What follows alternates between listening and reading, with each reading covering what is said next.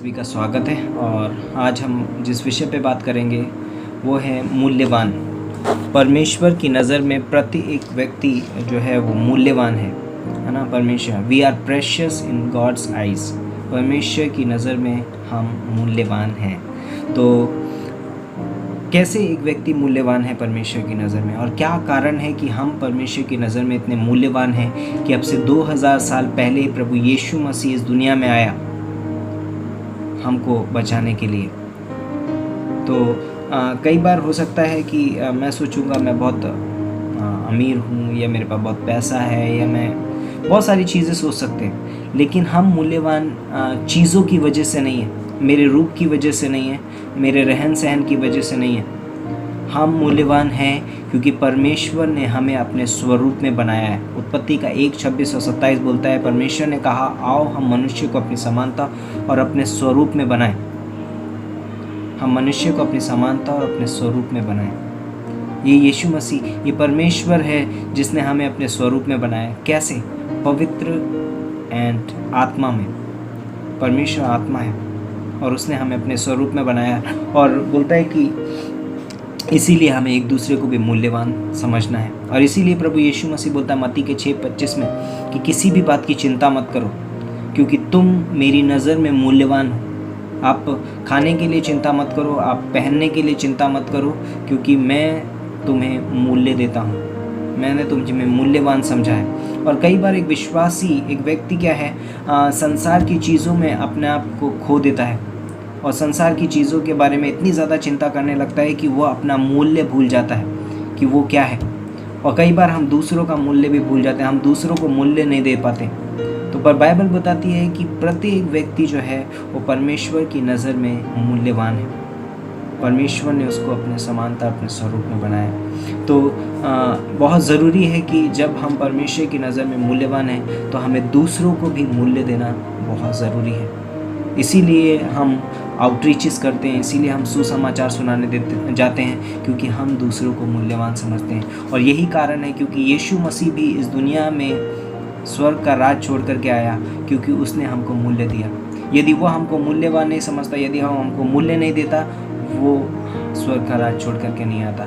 लेकिन उसने हमें इतना मूल्यवान समझा कि अपना कीमती लहू हमारे लिए बहा दिया, और वो क्रूस पे मारा गया, गाड़ा गया और तीसरे दिन जी उठा। और बोलता है कि मैंने तुम्हारे पापों को पूरब से पश्चिम जितना दूर है उतना दूर कर दिया। यदि कोई इस बात पे विश्वास करेगा वो एक दिन प्रभु यीशु मसीह के साथ स्वर्ग में रहेगा। मैं बोलता है कि हमें एक विश्वासी होने के नाते हमें दूसरों को भी मूल्य देना बहुत ज़रूरी है। तो फिलिपियों का 2 अध्याय और उसकी पहली पंक्ति से लेकर तीसरी पंक्ति तक मैं सिर्फ 2 और 3 पढ़ूंगा कि दूसरी पंक्ति और तीसरी पंक्ति। तो मेरा ये आनंद पूरा करो कि एक मन रहो, एक ही प्रेम, एक ही चित्त, एक ही मनसा रखो, विरोध या झूठी बढ़ाई के लिए कुछ ना करो, पर दीनता से एक दूसरे को अपने से अच्छा समझो। बहुत ज़रूरी है कि हमें अपने ही हित की चिंता नहीं करनी है। चौथी पंक्ति बोलती है, और हर एक अपने ही हित की नहीं वरन दूसरों की हित की भी चिंता करे। तो हमें दूसरों के बारे में सोचना बहुत ज़रूरी है। हमें दूसरों को आदर देना है, मूल्यवान समझना है। हमारा मूल्य व्यक्तित्व पर या चीज़ों पर आधारित नहीं है, पैसे पर आधारित नहीं है, पर हमारा मूल्य परमेश्वर के स्वरूप में बनाए गए हैं, इस बात पर आधारित है। हम परमेश्वर के स्वरूप में। कई बार एक व्यक्ति स्वयं को मूल्य नहीं देता है ना, और बोलता है कि क्योंकि वो अपने बारे में कम सोचता है और अपने आप को छोटा सोचता है, इसलिए कई बार एक व्यक्ति अपने आप को मूल्य नहीं देता है। दूसरा है, एक व्यक्ति, यदि कोई व्यक्ति दूसरों को मूल्य नहीं देता है तो उसके अंदर घमंड है, वो खुद पर घमंड करता है ना। वो चीज़ों को ज़्यादा महत्व देता है लोगों से, वो परिस्थितियों को ज़्यादा महत्व देता है लोगों से, इसलिए वो दूसरों को महत्व नहीं देता है, इसलिए दूसरों की वो क्या नहीं करता है, आदर नहीं करता है।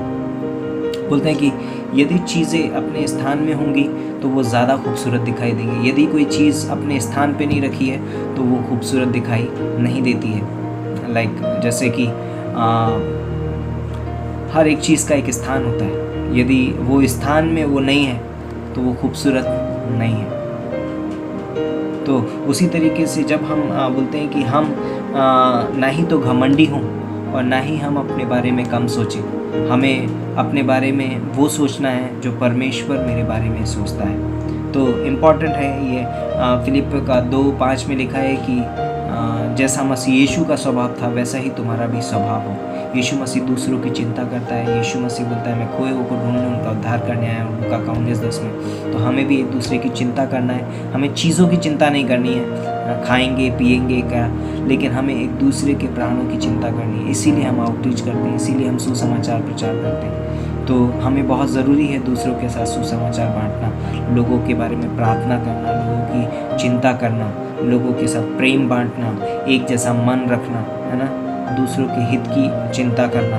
ये हमारा कर्तव्य होना चाहिए विश्वासी होने के नाते। तो इस वचन के द्वारा मैं आपको उत्साहित करना चाहता हूँ कि इस लॉकडाउन के समय में हमारे पास बहुत सारी चिंताएँ हो सकती हैं, लेकिन यीशु मसीह बोलता है कि सारी चिंताएँ मेरे ऊपर डाल दो, मुझे तुम्हारा ध्यान है। तो मैं इस वचन के द्वारा आपको उत्साहित करता हूँ। प्रभु यीशु मसीह के नाम से मांगते हैं।